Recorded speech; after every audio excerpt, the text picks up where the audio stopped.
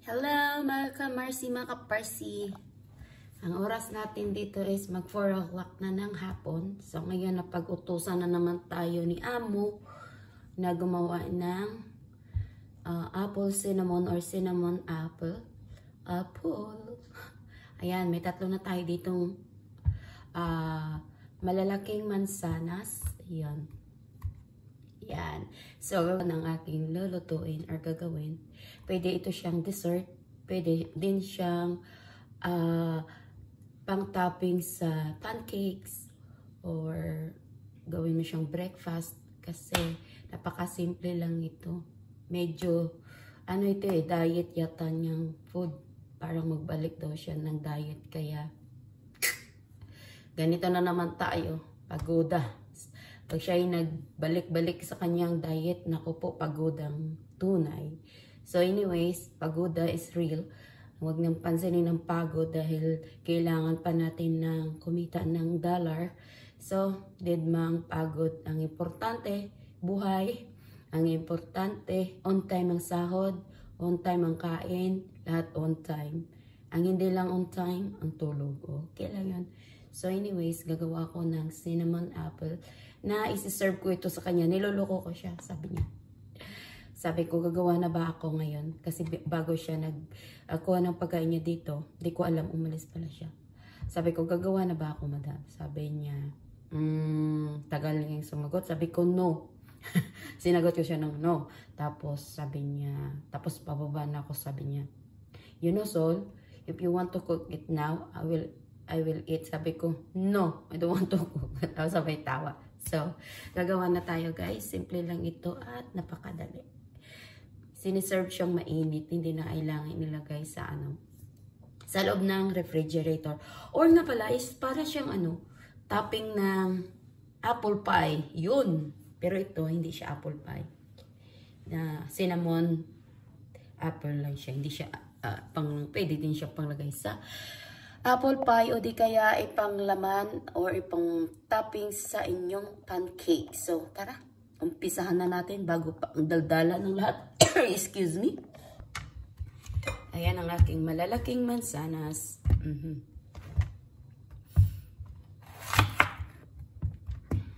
Iwain lang natin ng cubes. Baka magtaka kayo. Ito yung ginagamit ko ha. Yung, ano tawag nito? Bread knife. Kasi mas matalas saka feel ko siyang gamitin. Ayan. Ano lang yan pahiyang-hiyang. Dami naman kami kutsilyong pagpipilian pero mas gusto ko siyang gamitin.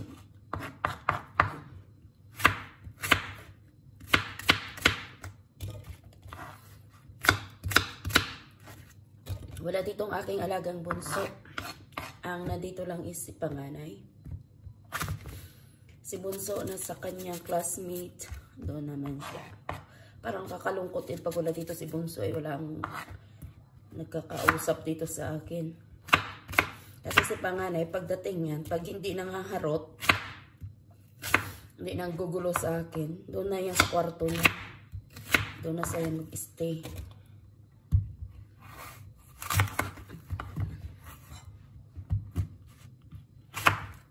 Iwain lang natin ang cubes.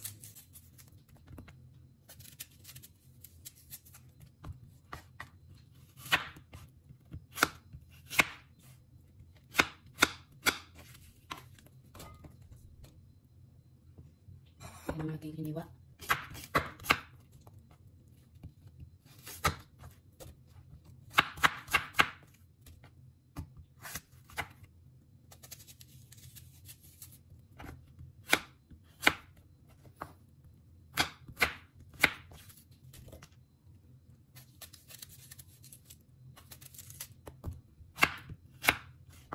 Pero sa summer, hindi na kami bibili dito ng mansanas kasi mayroon naman sa garden. Kasi nga lang, 2023, hindi siya nagbunga ng marami. We'll see na lang this summer. Kasi lahat ng prutas dito, hindi nagbunga ng madami. Last 2023, last year. So, tignan natin this year kung anong resulta. Okay. nalaglag na. Pag-aralan ko pala sa summer pa magluto ng apple pie.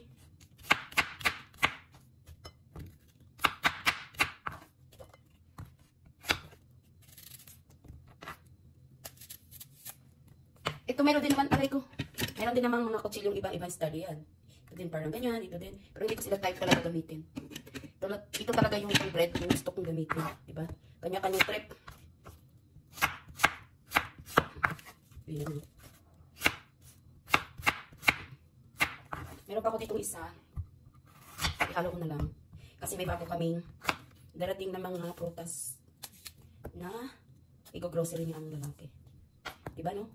Dito sa Arab country, baliktad yan. Ano namamalingki, lalaki. Depende yata. Dito kasi si Amo, bira lang yung mag-grocery.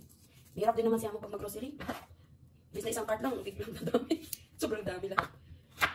Ang mamahal pa ng kanyang mga kinukuha. Blackberry, raspberry, lahat yung berries ba? So, yan na mga kamars, mga kapars. Ilagay na natin sa ating kawali or sa ating pan. Kasi yung mas ginamit ko ito. Yung maliliit ko kasi, gamit ko naman na kaldero ay yung mga malalaki. Sobra naman. Ayan. So, ito na ang ating mga slice na cubes. Yun, ilagay natin. Panganay yun dyan. Tapos, lagyan natin ng 2 kutsarang tubig. Steamer natin ng 5 minutes. Ayan, yan. Gamitin natin para kita natin ang kaganapan dyan sa loob. So, yan mga kamars, mga parson dito. Yan, ilagay natin at steamer natin ng 5 minutes na ma-absorb niya lang yung water dyan. And then, ang gagawin natin is mag-add tayo ng butter. Pero bawal siya mo sa butter. So, pass tayo dyan. Ang gagawin natin is maple syrup. And then cinnamon, salt, and vanilla after 5 minutes. So, after 5 minutes, ayan ang ating ilalagay. After 5 minutes, lagyan natin ng maple syrup, cinnamon powder, salt, and vanilla. Ayan o, kita nyo, nabuboil na siya. Ayan na siya, kumukulot. Antay na lang natin na sipsipin niya yung tubig at saka natin lagay ang other ingredients. Natin ang halo-haloin muna para pantay-pantay silang nakahigop ng butter. Iluto lang natin sa medium heat para hindi siya madali sunog. Ayan o. Ayan, kumukulo pa rin. Meron pa rin siyang tubig. Ayan.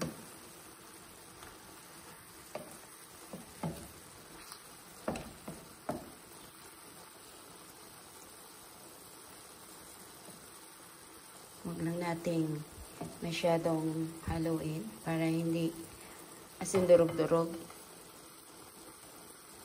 Hindi pa siya. Yan, medyo matigas pa. Low fire lang talaga tayo para hindi siya masunog. So, yan na mga kamars. Absorb na yung water natin. Na-absorb na ang water. So, maglagay tayo ng 1 tablespoon na coconut oil. Pero yung coconut oil ko is tulog. Ayan, natulog siya. Agoy, natulog na yung coconut oil. Gandanin lang natin para hindi durog.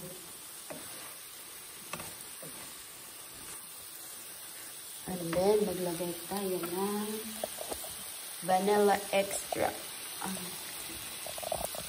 Vanilla. Oh, pabango yan. Then, cinnamon. It's up to you kung madami kasi mas masarap ang cinnamon.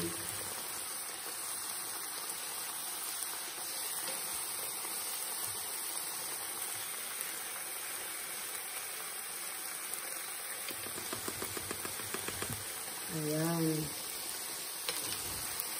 Kasi si Amo, gusto niya lagyan ng maraming cinnamon. Dapat yan, ano lang, half teaspoon. Gusto niya kasi dami. So, yan siya. And then, lagay tayo ng maple syrup. Ang syrup na to, ito is from Jamaica.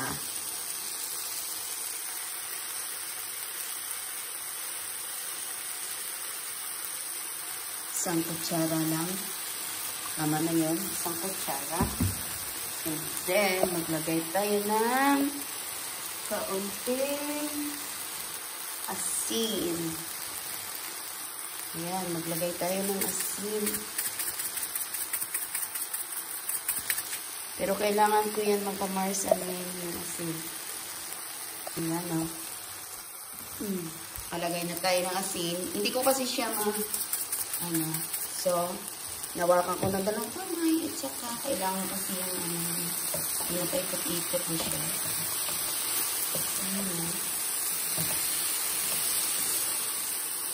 Haluin lang natin ng mabuti para pantay-pantay silang may cinnamon.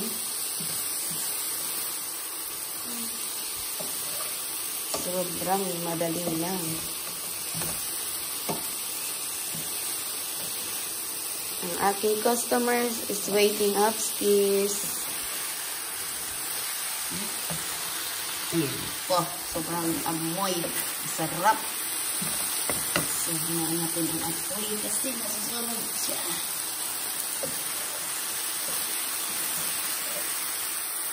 So, that's it. Good. So, ito na, mga Mars, ready to serve na.